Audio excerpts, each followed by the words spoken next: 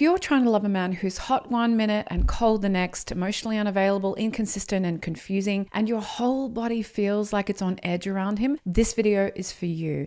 You can't seem to walk away from him, but yet you never truly feel safe and deeply connected to him. This kind of emotional whiplash is causing issues at the level of your nervous system that you cannot ignore. Today, I'm going to break down exactly what emotionally unavailable men do to your nervous system, why you feel like you're losing your mind, but it's actually your body in survival mode.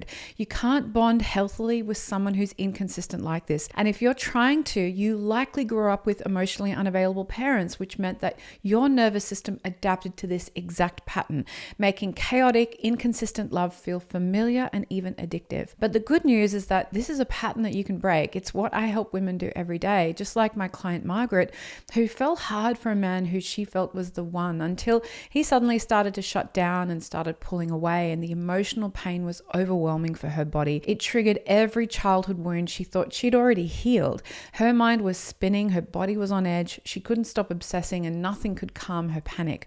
But once she started working with her nervous system, learning how to regulate herself instead of chasing unsafe love, everything changed. She finally felt safe in her body, not because he showed up any differently, but because she showed up for herself. She became the safe place she'd been searching for in him all along. And if you want help getting to this place, this is the work that I do with my clients inside Heal Your Heart School. Book a call with me in the link below so we can have a chat and see if we're fit to work together. Being in relationship with an emotionally unavailable man is largely characterized by this push-pull pattern and nature to the relationship, right?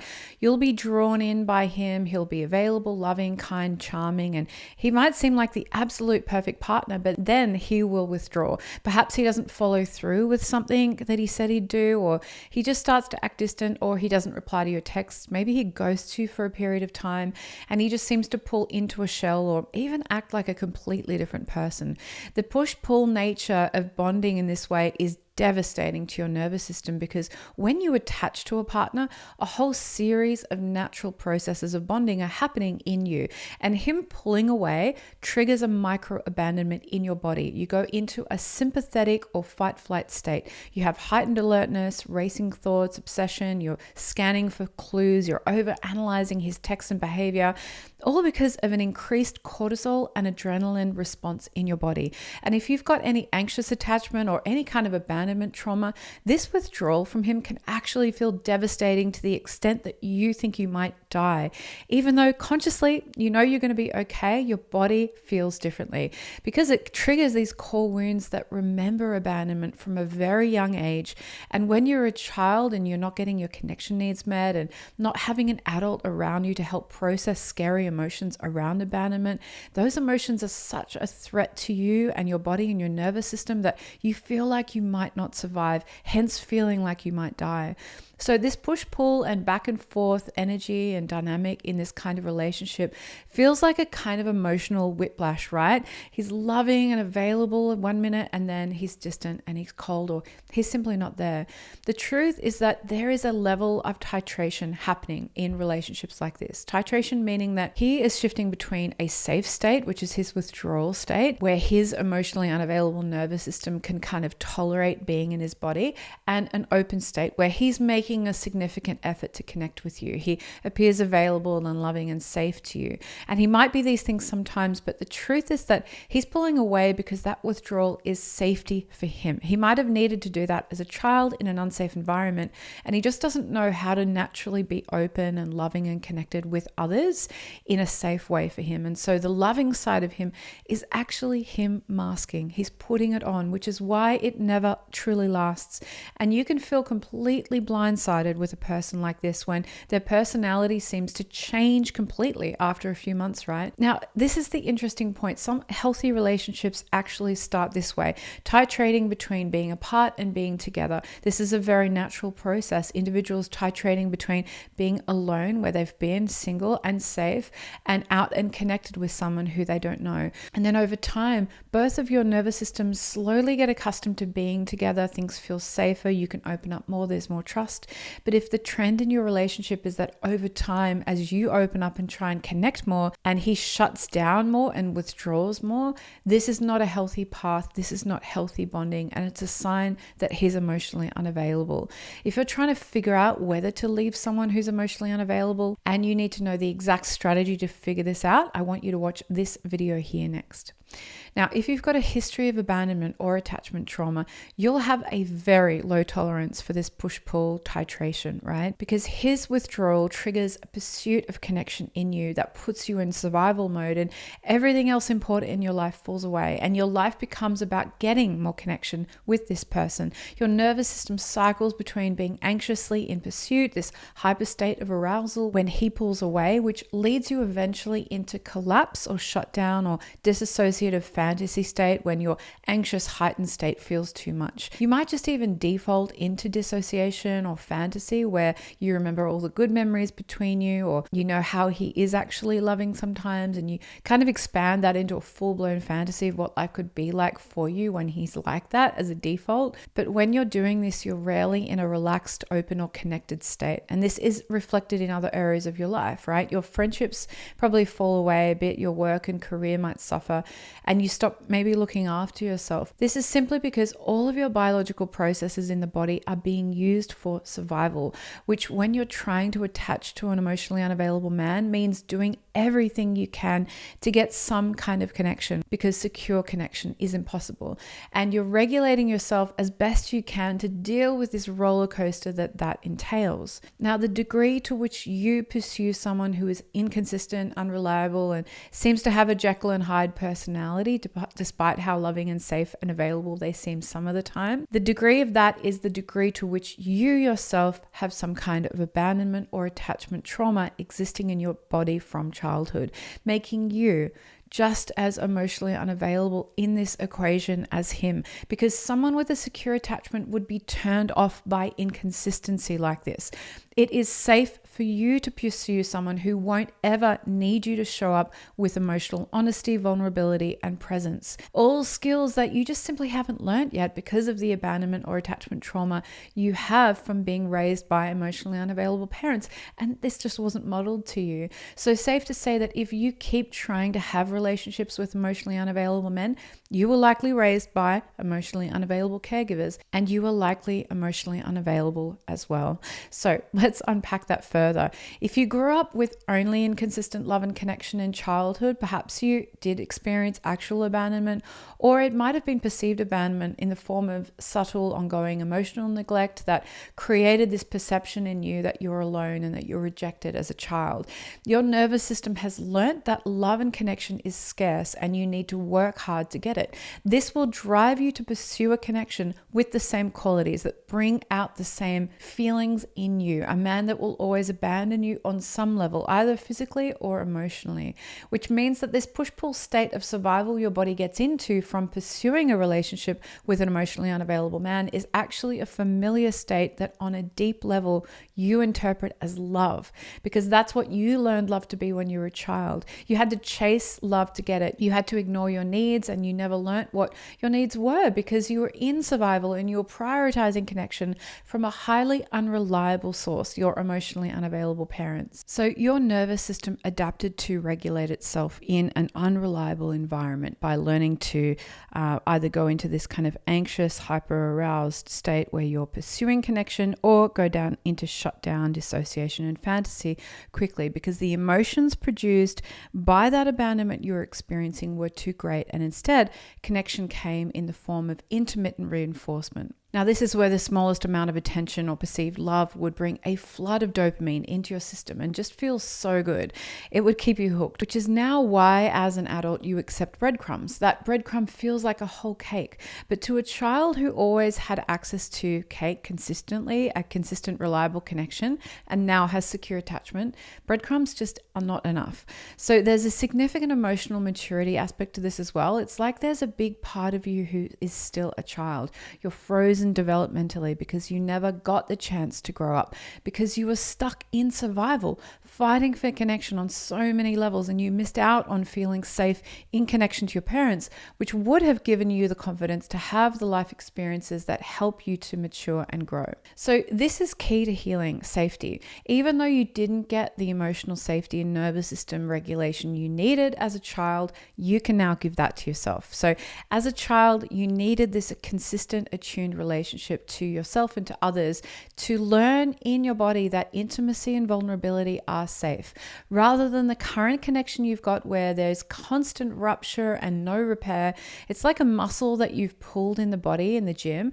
It needs correct massage so that the muscle fibers can actually heal, rather than just keeping on moving your body with the muscle in this pulled position. Nothing can heal this way. And that's kind of what it's like to try and have a bond with an emotionally unavailable man who keeps rupturing and not repairing connection with you.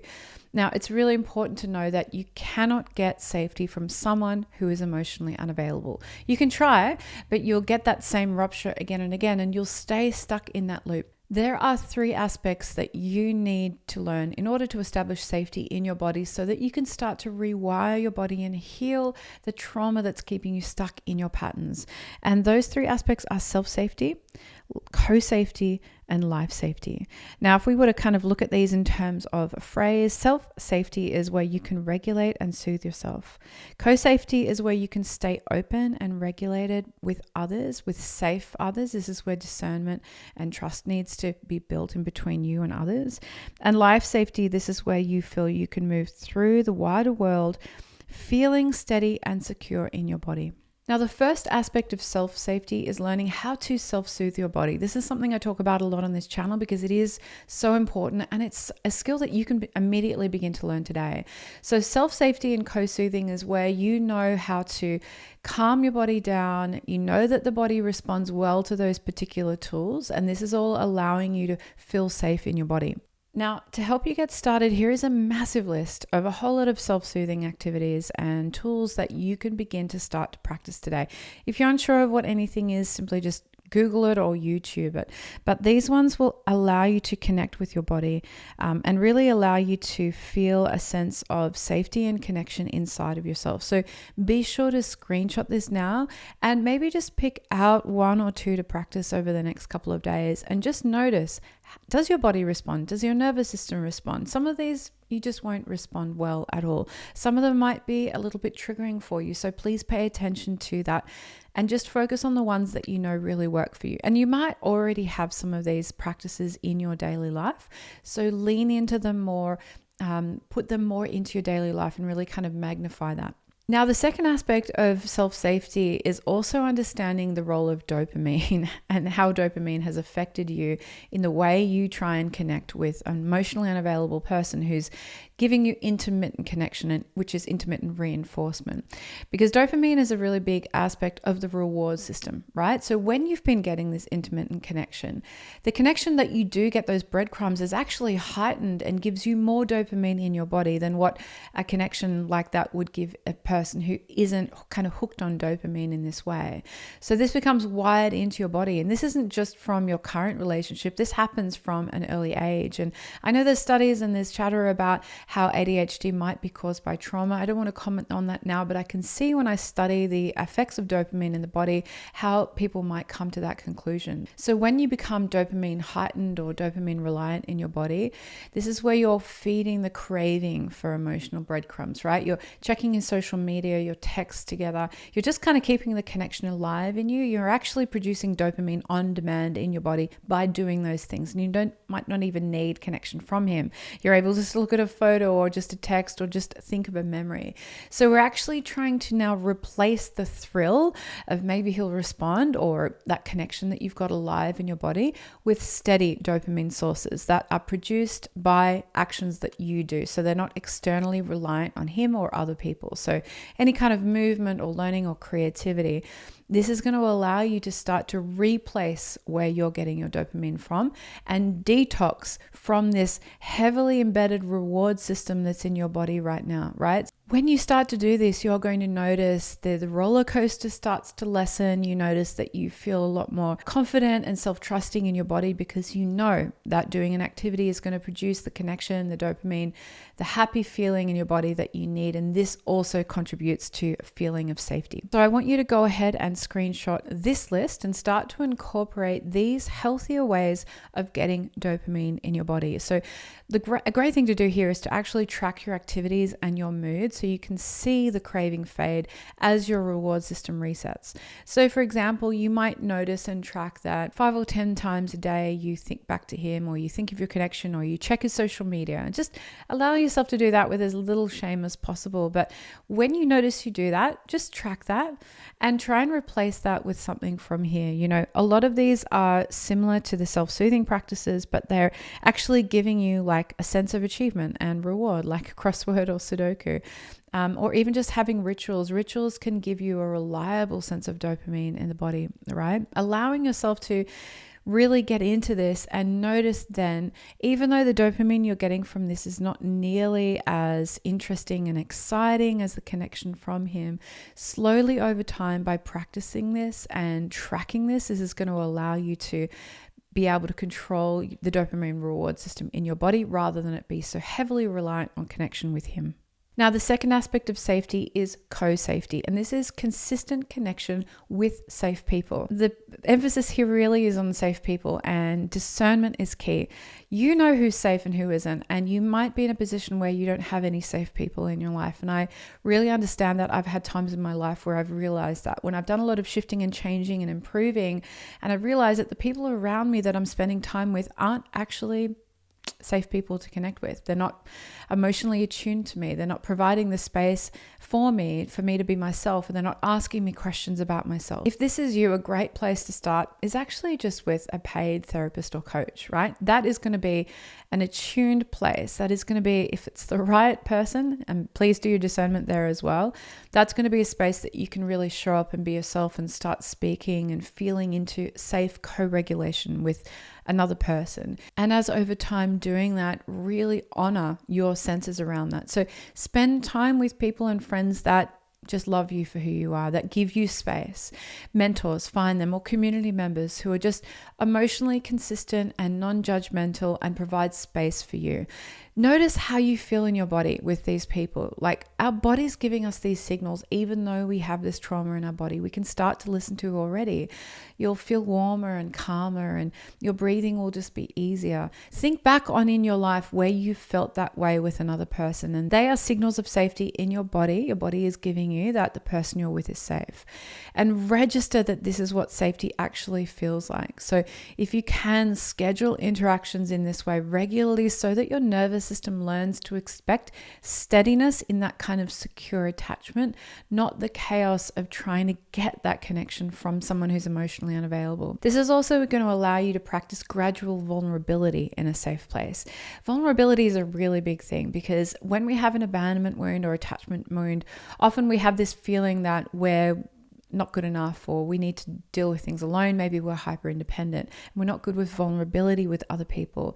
And a really important thing about co-regulation and co-safety with others is us having more of a chance to open up more, to bring more of ourselves into the light, to be seen and witnessed by other people. So practice expressing small truths with safe friends, or in coaching or therapy or wherever, or maybe even in journaling, like a voice journal, without self-criticism, just a way to start expressing and opening yourself up. And then increase your tolerance for being seen and cared for without shutting down or withdrawing, which just actually looks like practicing. It's like learning to ride a bike. And be sure that you're discerning this, right? Like, we can sometimes open up to someone who's not safe and they will judge us or say something that causes us to shut down. That's just a learning experience there. So use titration to your advantage as well, which is where you currently, if you've established a safe space within your body and your home, use that as your safe space, and then just take in connection in small doses with other people. You might only be able to do it once every other day to begin with, while actively regulating your body in real time, right? Get yourself back to safety when you're on your own. And this titrations, you'll notice over time, you'll be able to increase the amount of time you spend with others in a more vulnerable setting as your nervous system expands and gets kind of used to feeling held in that space. Here's another really handy list of examples of co-safety experiences with others. So this is the really important aspect. You're doing this with another person or in a group that feels safe for you. So if you've got a safe friend or coach or mentor, a consistent check-in, meals, phone calls, or even just writing a letter to that person. You don't even need to be with them. You can pretend that you're connecting with them, and that will give that to you. So there are actually quite a lot of options here for you that don't actually necessarily involve you speaking with someone or opening up and being vulnerable, like, singing in a group together or exercising. If that's a person that you can feel comfortable with, or a group that you feel comfortable enough in, that co-safety will be there even with you being in a room full of strangers, right?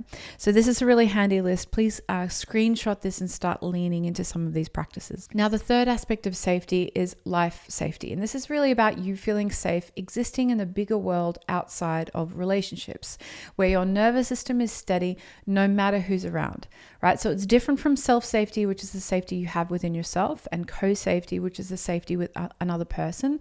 It's actually a safety that you feel in the world around you, no matter who is coming in and out of your life. And this matters because if your whole sense of safety comes only from self-regulation or from specific people, you're still vulnerable to losing your stability when life throws you curveballs. Perhaps you physically get unwell, or your body starts to have some issues in some way, or a connection that was secure for you becomes insecure, or that person leaves, or something happens. So when you build life safety, this really helps you to grow resilience so that you can meet that uncertainty without falling back into your old attachment patterns. For me personally, my life safety comes from my spiritual practice, from my sense that I can feel connected to this world and the people in it by being in a room on my own. That sense of spirituality can bring that to me. And however that looks like for you, this is a very personal practice, but I do have some examples of how you can practice this. One aspect of life safety that can come in is around purpose and meaning. This is where you engage in work and hobbies and passions that give you a strong anchor outside of love and partnership. Another aspect is these predictable rhythms, right? Rituals, things that you do every day. So create a daily and weekly structure that your body can rely on. That's going to really bring a sense of predictability and rhythm and secure attachment to you and the world. You can bring environmental cues of safety in your home, curating your home to be nice and clean, light-filled, or work in the routines so that your surroundings actually feel calm and nourishing. This can also help with those rhythms. Community belonging. This is where you have a sense beyond the connection with the people or the group, where it's this broader social belonging, right? You know that you've got clubs, groups, circles, that you've got volunteering, people and places that you belong to in certain ways. This strengthens the input that the world is full of safe others, right? It decentralizes attachment and disperses regulation across a wide field. This is a really important aspect and a really important need for us in general as humans. Lastly, embodied agency. This is where we grow a sense of feeling competent in the world, right? Navigating new places, traveling, handling money wisely, learning new skills, going to new places. This is where it gives your nervous system proof that you can meet life's demands in social settings, in whatever space you might want to go into. And agency turns the world from a threat into a field of possibility. And this is really where expansion comes from too. Now, if this all feels really overwhelming to do, these are the skills that I actually teach inside Heal Your Heart School. So I really encourage you, if you want to learn how to work with and really heal these abandonment and attachment wounds and establish this kind of broad safety in your body, please consider booking a call with me in the link below. I'd love to chat with you and see if we're a fit to work together. In the meantime, here are some next steps for you to watch so you can move one step closer to having a beautiful connection relationship to yourself, feeling safe, embodied, and connected in the world. And in the meantime, I will see you in the next video.